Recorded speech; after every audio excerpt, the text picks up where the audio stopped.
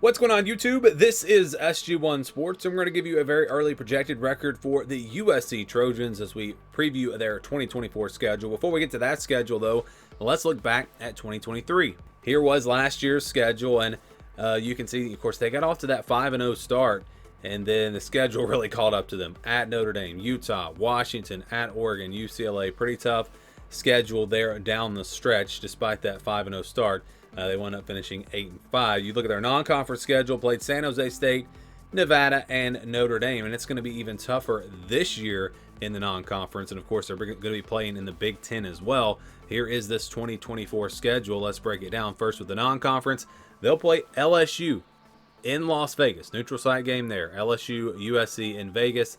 They'll play Utah State and then Notre Dame. So get the rivalry with Notre Dame. That means LSU and Notre Dame are two of your three non-conference games. That's pretty tough. You look at the home schedule, again, Utah State, Notre Dame. Then they get Wisconsin, Penn State, Rutgers, and Nebraska, which means 4 home games in the Big Ten, 5 road games. So that's going to make it even tougher. This is a pretty tough schedule. Those home games, though, in the Big Ten are all games that they could win. I mean, you look at especially Rutgers and Nebraska, Wisconsin, that's probably an pretty evenly matched game there. Penn State could be a tough one, but they have a chance, I think, in all their home games. Let's look at their road games now. And again, LSU's a neutral site game. They'll play at Michigan, at Minnesota, at Maryland, at Washington, and at UCLA. Again, you're not playing anyone that's impossible to beat there. They don't play Oregon. They don't play Ohio State, who I believe are the two best teams in the Big Ten. So it's a tough schedule in the fact that they don't have many easy wins, but they have a lot of winnable games. So it's kind of it's an easy schedule in one way, but it's kind of a tough schedule in another way. But we start with the Sunday night game against LSU in Vegas, September the 1st. Then they'll play Utah State on September 7th at home. And then it's Michigan to open up for their very first Big Ten conference game on the road at Michigan, September 21st. Not going to be the same Michigan team that we saw last year, but they'll still be good on defense, and that's still a tough place to play. And then they'll play Wisconsin on September 28th, back at home. Then they go on the road to face Minnesota on October the 5th, and then Penn State at home on October 12th, and Maryland October 19th, again on the road.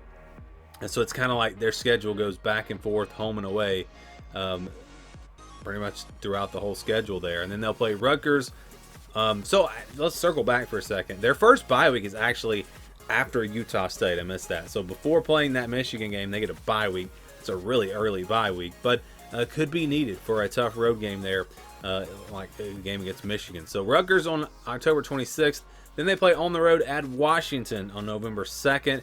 And then they get a bye week after that. So a pretty early bye week and a pretty late bye week. They'll get one before Nebraska at home.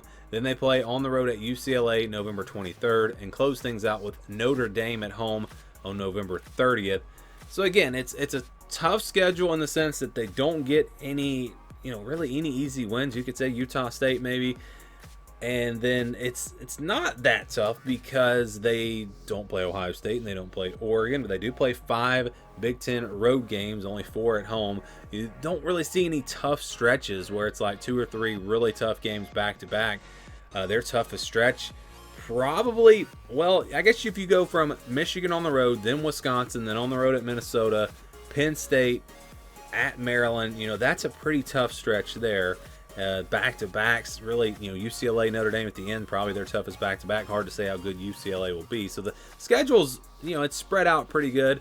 No back-to-back road games. So an interesting schedule for USC in their first year in the Big Ten. Here were some of those projections from last season. You see a 7-5 record in the regular season for USC.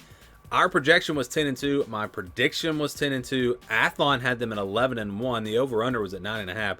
So obviously this team did not come anywhere near meeting expectations in 2023. It was a very disappointing season. This is a team that most people had as a playoff contender in the preseason, and they did not live up to that. I didn't realize this until when I was going through these projections. I went with a little bit more aggressive formula last year doing the projections. So the games that you'll see in the blue, which right now I count as 75%, a 75% chance to win. I was actually counting those as wins last year, and because I was kind of surprised that this projection was 10-2, And so I went back and did it with the formula that I'm using this year, and the projection would have actually been 8-4, which of course would have been much more accurate. So a more conservative projection this year with the way I'm doing it. So if you've been watching the other projection videos, you can keep that in mind. But let's get to the schedule here, and this is the formula that we use.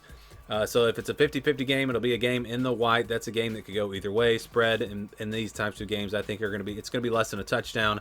Under 20 over 80 games where I think the spread will be, 17 plus points, whatever. Those are games where we're almost guaranteed wins or losses. 20 to 29, 71 to 80. Those are games where I think the spread will be double digits. 10 to 16 points, somewhere in that range. And then 30 to 39, 61 to 70 games where I think the spread will be about a touchdown. 6, 7, 8 points in that range. And again, it's not about the spreads. I do have a tier system that I use, but that's just one way to look at it. So we start with the easy wins. You've got Utah State. This is a program that's been pretty good at times, but this is not. USC should not have any trouble here. They should win this game. They should be favored by 20 plus points, and we can count that as a win. And then they've got some games where I don't have any games in the blue. I don't have any games where I feel confident that USC is going to be a 2-touchdown favorite, other than, again, the Utah State game, which I think will be 20 plus, just because we have so many questions about USC. Will their defense improve? How much will it improve? Will they be able to replace a lot of these playmakers on offense? Just so many question marks. It's very early. So Rutgers and Nebraska are games where I think USC will clearly be favored, especially at home. But is it going to be like a 7 or 8 point favorite, or is it going to be a 14-point favorite? That's just hard to say right now when we just, I'm basing this off of last year. And again, USC was a 7-5 team last year, and there's no reason to expect them to be significantly better. Maybe they do improve, but I don't think they're going to go from 7-5 to 11-1 or anything like that. So that's why those games are in the purple. Again, about a touchdown favorite, I think, in both of those. Playing at home will obviously help. And then you've got some games where I think they're going to be underdogs. I think LSU, Michigan, Penn State, I expect them to be about a touchdown underdog in these games. LSU, that one is interesting. I would say a 6, 7, 8 point favorite for LSU in that game. Michigan on the road, I do expect Michigan to drop off from where they were last year, and it's on the road. But again, with Michigan dropping off some, I'm not going to put that in the orange. I'm going to put it in the yellow. And Penn State's a home game. That's why it's in the yellow and not in the orange. If that game was on the road, if USC was going on the road to play Penn State, I'd probably have that game in the orange. I would say they'd probably be a double-digit underdog in that game. But playing Penn State at home, that's going to give them a chance. And then you've got a bunch of 50-50 games. Wisconsin, Minnesota, Maryland, Washington, UCLA, Notre Dame. So Minnesota, Maryland, Washington, not Washington, but UCLA. If those games were at home, they'd all be flipped to the purple because they're on the road. If you're wondering, I've got Minnesota, Maryland, and UCLA as tier 4 teams. USC a tier 3 team, so I think they will be better than those 3 teams. But because they play them on the road, that's why I think the spread will be pretty small. And again, those are 50-50 games. Wisconsin is a 50-50 game. Washington, like I said. And then Notre Dame. I think Notre Dame's going to be better than USC, but that game's at USC. Home field advantage definitely plays into my projection formula and getting these percentages. So you've got a bunch of games that could go either way. You've got some games where they're going to be a slight underdog, slight favorite in some. It's almost like it's almost like they'll just split all these games and go 6-6. So if you're wondering about the projection, that is what the projection is. Yes, 6-6. One easy win, 6 50-50 games, 2 games where they'll be favored, 3 games where they'll be underdogs. And if you average all that out, yes, your projection for USC is 6-6. So a little bit down from last year. If this team improves, I think they're going to do better than 6-6. If they're a better team this year, even with the schedule, I think they can improve on that 7-5 record, at least get to maybe 8-4. But it is a pretty tough schedule. It is a grind. Not a lot of easy games on here besides Utah State. And again, our projection for USC is 6-6. Do you agree? Do you disagree? Give me your thoughts and your early projections on this team down in the comments below.